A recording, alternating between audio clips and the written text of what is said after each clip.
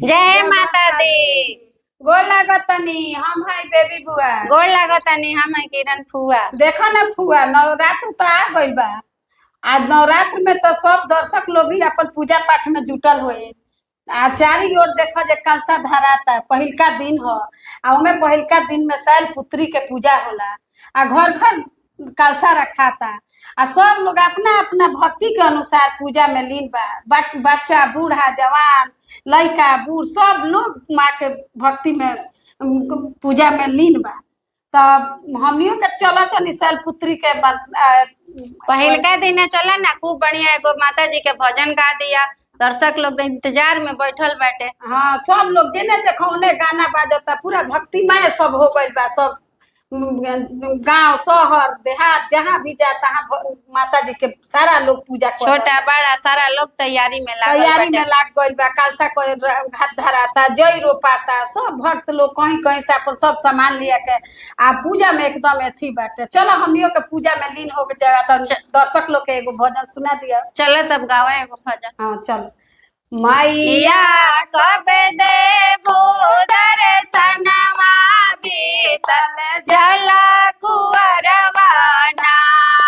मैया कब देबो दर्शनवा बीतल जला कुंवरवाना। मैया दुआरे बाजन पुकारे, मैया दुआरे बाजन पुकारे। मैया कब देबो बालकवा बीतल जला कुंवरवाना। मैया कब देबो बालकवा बीतल जला कुंवरवाना।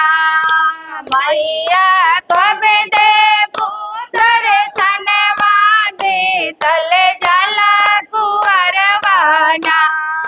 मैया दुआरे अनरा पुकारे, मैया दुआरे अनरा पुकारे। मैया कब देबो नयनवा बीतल जला कुंवरवाना। मैया कब देबो नयनवा बीतल जला कुंवरवाना। मैया कब देबो दर्शनवा बीतल जला कुंवरवाना। मैया दुआरे कोढ़िया पुकारे, मैया दुआरे कोढ़िया पुकारे। मैया कब देबो तू कायवा बीतल जला कुंवरवाना। मैया कब देबो तू कायवा बीतल जला कुंवरवाना। मैया कब देबो दर्शनवा बीतल जला कुंवरवाना। मैया दुआरे निर्धन पुकारे, मैया दुआरे निर्धन पुकारे। मैया कब देबो संपतिया बीतल जला कुंवरवाना। मैया कब देबो संपतिया बीतल जला कुंवरवाना। मैया कब देबो दर्शनवा बीतल जला कुंवरवाना। मैया दुआरे लंगड़ा पुकारे, मैया दुआरे लंगड़ा पुकारे।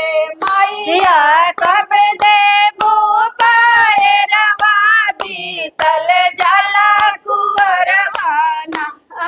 मैया कब देबो पैरवा बीतल जला कुंवरवाना। मैया कब देबो दर्शनवा बीतल जला कुंवरवाना। मैया कब देबो दर्शनवा बीतल जला कुंवरवाना। दर्शक लोग माता शैल पुत्री के भजन कैसन रहुआ लोग के लागल अब हमनियों के पूजा पाठ फिर शाम के पूजा पाठ में लीन होता नहीं सन। अब का हुआ? हाँ देखा ना दोनों बेरा आरती भजन कीर्तन करे के बा हमनियों के दर्शक लोग के भी तो काहे ना हमनी के रोज रोज आयम सन आरती दथी सब ले ले रहो लोग लागल रही लोग हमनियों के एकदम रवा लोग के भजन कीर्तन लेके सुनावत रही सन अपन आशीर्वाद स्नेह बनौले रही लोग। इजाजत दी लोग। नमस्कार। नमस्कार।